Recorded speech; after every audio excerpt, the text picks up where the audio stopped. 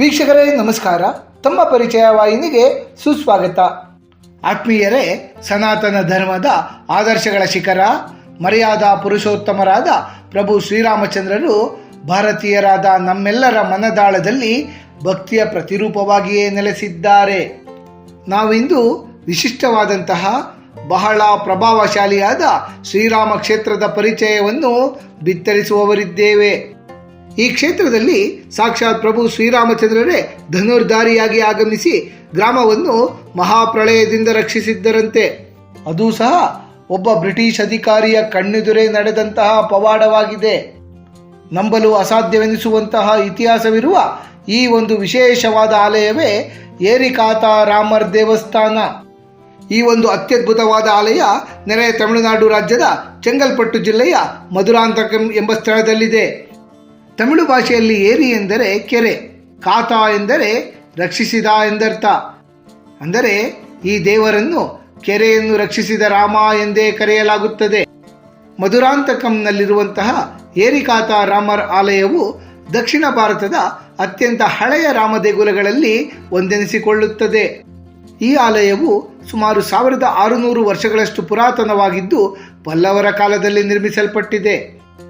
ಏರಿಕಾತ ರಾಮರ್ ಆಲಯದಲ್ಲಿ ಪ್ರಭು ಶ್ರೀರಾಮಚಂದ್ರರ ಮೂಲ ವಿಗ್ರಹ ಸುಮಾರು 8 ಅಡಿ ಎತ್ತರವಿದ್ದು ಅತ್ಯಂತ ಭವ್ಯವಾಗಿ ಮತ್ತು ಆಕರ್ಷಿತವಾಗಿದೆ. ಇಲ್ಲಿ ಪ್ರಭು ಶ್ರೀರಾಮಚಂದ್ರರು ತಮ್ಮ ಕೈಯಲ್ಲಿ ಧನಸ್ಸನ್ನು ಹಿಡಿದು ನಿಂತಿರುವ ಸುಂದರ ರೂಪದಲ್ಲಿ ದರ್ಶನವನ್ನು ನೀಡುತ್ತಲಿದ್ದಾರೆ. ಸಾಮಾನ್ಯವಾಗಿ ಹೆಚ್ಚಿನ ರಾಮ ದೇಗುಲಗಳಲ್ಲಿ ಸೀತಾದೇವಿಯವರು ಪ್ರಭು ಶ್ರೀರಾಮಚಂದ್ರರ ಬಲಭಾಗದಲ್ಲಿ ನಿಂತಿರುತ್ತಾರೆ.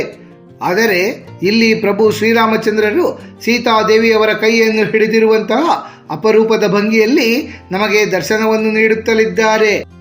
ಈ ಒಂದು ವಿಶೇಷ ಕಾರಣದಿಂದ ಈ ವಿಗ್ರಹವನ್ನು ಕಲ್ಯಾಣ ರಾಮ ಎಂದು ಸಹ ಕರೆಯಲಾಗುತ್ತದೆ.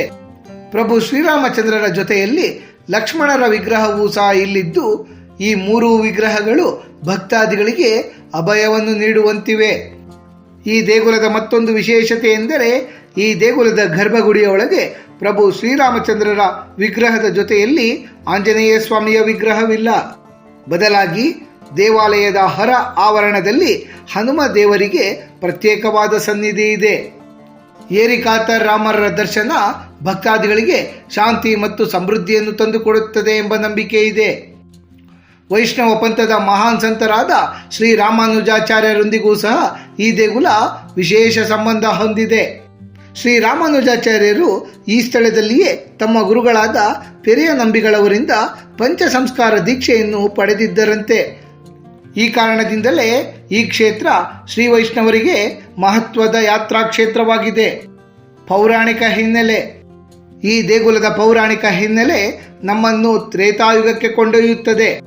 ತ್ರೇತಾಯುಗದಲ್ಲಿ ಪ್ರಭು ಶ್ರೀರಾಮಚಂದ್ರರು ತಮ್ಮ 14 ವರ್ಷಗಳ ವನವಾಸದ ಸಂದರ್ಭದಲ್ಲಿ ಈ ಕ್ಷೇತ್ರಕ್ಕೆ ಭೇಟಿಯನ್ನು ನೀಡಿದ್ದರು ಎಂಬ ನಂಬಿಕೆ ಇದೆ. ತ್ರೇತಾಯುಗದಲ್ಲಿ ತಮ್ಮ ವನವಾಸದ ಸಂದರ್ಭದಲ್ಲಿ ಆಗಮಿಸಿದ್ದಂತಹ ಪ್ರಭು ಶ್ರೀರಾಮಚಂದ್ರರು ವಿಭಾಂಡಕ ಮಹರ್ಷಿಗಳ ಆಶ್ರಮದಲ್ಲಿ ತಂಗಿದ್ದರು ಎಂಬ ಉಲ್ಲೇಖವಿದೆ. ಪ್ರಭು ಶ್ರೀರಾಮಚಂದ್ರರು ಸೀತಾದೇವಿಯನ್ನು ಕೈ ಹಿಡಿದು ನಡೆಸುತ್ತಿರುವುದನ್ನು ಕಂಡಂತಹ ವಿಭಾಂಡಕ ಮಹರ್ಷಿಗಳು ಅದೇ ಭಂಗಿಯಲ್ಲಿ ಈ ಕ್ಷೇತ್ರದಲ್ಲಿ ನೆಲೆ ನಿಲ್ಲುವಂತೆ ಬೇಡಿಕೊಂಡರಂತೆ. ಆದ್ದರಿಂದಲೇ ಇಲ್ಲಿನ ವಿಗ್ರಹ ಸೀತಾದೇವಿಯವರ ಕೈ ಹಿಡಿದಿರುವ ಕಲ್ಯಾಣ ರಾಮರ ರೂಪದಲ್ಲಿದೆ. ಕೆರೆಯಿಂದ ರಕ್ಷಿಸಿದ ಪವಾಡ. ಈ ಆಲಯಕ್ಕೆ ಏರಿಕಾತ ರಾಮರ್ ಎಂಬ ಹೆಸರು ಬರಲು 18ನೇ ಶತಮಾನದಲ್ಲಿ ನಡೆದಿರುವ ಒಂದು ಪವಾಡವೇ ಕಾರಣವಾಗಿದೆ. ಈ ಪವಾಡ ನಡೆದದ್ದು 1798ರ ಇಸವಿಯಲ್ಲಿ. ಅದು ಆಂಗ್ಲರ ಆಡಳಿತಾವಧಿಯ ಕಾಲ. ಮಧುರಾಂತಕಂನಲ್ಲಿ ಒಂದು ದೊಡ್ಡ ಕೆರೆ ಇದೆ.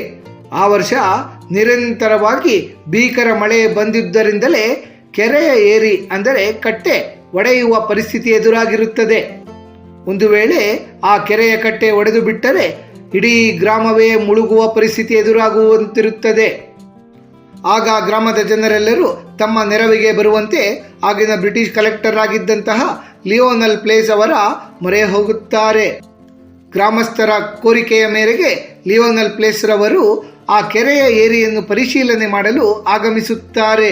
ಕೆರೆಯ ಏರಿಯ ಮೇಲೆಯೇ ಇದ್ದಂತಹ ಕೋದಂಡರಾಮ ಆಲಯದಲ್ಲಿದ್ದಂತಹ ಕಲ್ಲುಗಳನ್ನೇ ಕೆರೆಯ ದುರಸ್ತಿ ಕಾರ್ಯಕ್ಕೆ ಬಳಸಲು ನಿರ್ಧರಿಸುತ್ತಾರೆ. ಆಗ ದೇಗುಲದ ಅರ್ಚಕರು ಈ ಕಲ್ಲುಗಳನ್ನು ಸೀತಾದೇವಿಯ ಸನ್ನಿಧಿಯನ್ನು ನಿರ್ಮಿಸಲು ಇರಿಸಿದ್ದೇವೆ, ದಯವಿಟ್ಟು ಇವುಗಳನ್ನು ಮಾತ್ರ ತೆಗೆಯಬೇಡಿ, ನಮ್ಮ ದೇವರಾದ ಪ್ರಭು ಶ್ರೀರಾಮಚಂದ್ರರೇ ಕೆರೆಯನ್ನು ರಕ್ಷಿಸುತ್ತಾರೆ ಎಂದು ಬೇಡಿಕೊಳ್ಳುತ್ತಾರೆ. ಅದಕ್ಕೆ ಕಲೆಕ್ಟರ್ ಅವರು, ನಿಮ್ಮ ರಾಮ ಅಷ್ಟು ಶಕ್ತಿವಂತನಾಗಿದ್ದರೆ ಈ ಬಾರಿ ಕೆರೆ ಒಡೆಯದಂತೆ ರಕ್ಷಿಸಲಿ, ಹಾಗೆ ನಡೆದರೆ ನಾನೇ ಸ್ವತಃ ಸೀತಾದೇವಿಗೆ ಗುಡಿಯನ್ನು ಕಟ್ಟಿಸಿಕೊಡುತ್ತೇನೆ ಎಂದು ಸವಾಲನ್ನು ಹಾಕುತ್ತಾರೆ. ಆ ರಾತ್ರಿ ಭೀಕರ ಮಳೆ ಸುರಿಯುತ್ತಲಿರುತ್ತದೆ. ಇನ್ನೇನು ಕೆರೆ ಒಡೆದು ಗ್ರಾಮವೇ ನಾಶವಾಗಬಹುದು ಎಂಬ ಒಂದು ಭೀತಿಯಿಂದ ಲಿಯೋನಲ್ ಪ್ಲೇಸ್ರವರು ಸಹ ಕೆರೆಯ ದಡಕ್ಕೆ ಆಗಮಿಸಿರುತ್ತಾರೆ. ಅಲ್ಲಿ ಮಿಂಚಿನ ಬೆಳಕಿನಲ್ಲಿ ಒಂದು ಅದ್ಭುತವನ್ನು ವೀಕ್ಷಿಸುತ್ತಾರೆ. ಅವರು ಕಂಡಂತಹ ದೃಶ್ಯ ನಂಬಲ ಸಾಧ್ಯವಾದದ್ದು.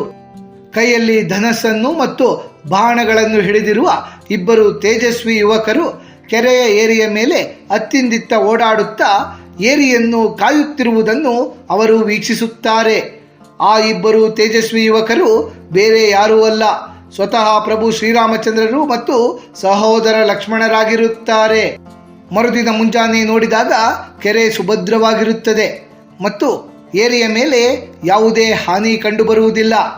ಈ ಅದ್ಭುತವನ್ನು ಕಣ್ಣಾರೆ ಕಂಡಂತಹ ಕಲೆಕ್ಟರ್ ಲಿಯೋನಲ್ ಪ್ಲೇಸ್ರವರು ತಕ್ಷಣ ಪ್ರಭು ಶ್ರೀರಾಮಚಂದ್ರರಿಗೆ ಶರಣಾಗಿ ಬಿಡುತ್ತಾರೆ. ತಾವು ನೀಡಿದ್ದ ಮಾತಿನಂತೆಯೇ ದೇವಸ್ಥಾನದಲ್ಲಿ ಸೀತಾದೇವಿಗೆ ಸುಂದರವಾದ ಸನ್ನಿಧಿಯನ್ನು ನಿರ್ಮಿಸಿಕೊಡುತ್ತಾರೆ. ಅವರು ನಿರ್ಮಿಸಿದ ಸನ್ನಿಧಿಯಲ್ಲಿ ಸೀತಾದೇವಿಯನ್ನು ಜಾನಕವಲ್ಲಿ ತಾಯರ್ ಎಂದು ಕರೆದು ಪೂಜಿಸಲಾಗುತ್ತದೆ.